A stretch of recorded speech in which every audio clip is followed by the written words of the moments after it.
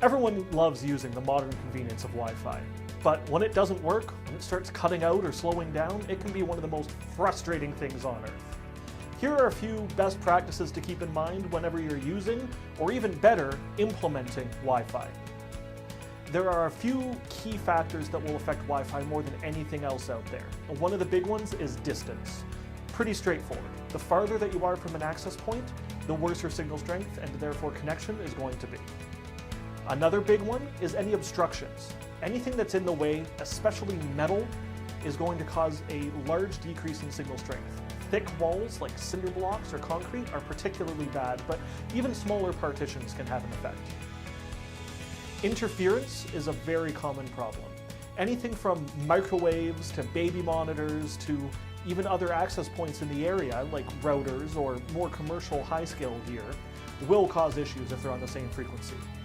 The older 2.4 gigahertz frequency is particularly bad for this. The more clients, like smartphones or laptops, that you have connected to one access point, the worse your experience is going to be.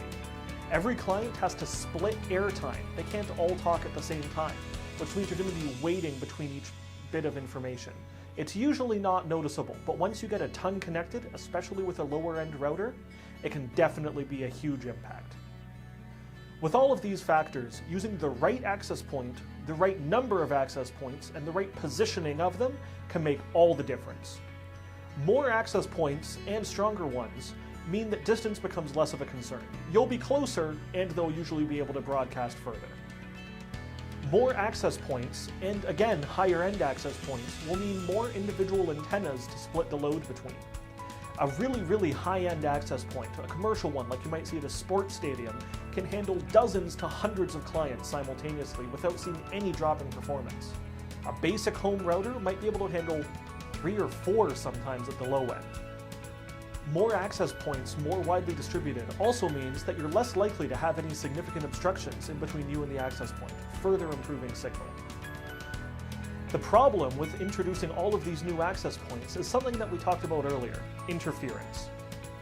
The advantage of having a centrally managed system for all of these access points means a human, or even better, the system itself, can manage the frequencies between them, meaning that you don't end up with the crosstalk and interference. Each has their own slice of frequency that they're talking on.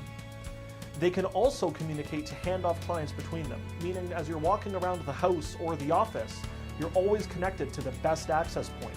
You won't have that little drop for 5 or 10 seconds in between. The handoff will be seamless. There are also a couple security concerns with Wi-Fi as well. The big one is to always make sure that you're on the latest security protocol. As of the time of this video, that's WPA2. The older protocols, WEP and WPA, are completely broken at this point. They are entirely insecure. They're nothing more than a small speed bump to someone who knows what they're doing. You'll also want to make sure to change any default passwords on your equipment.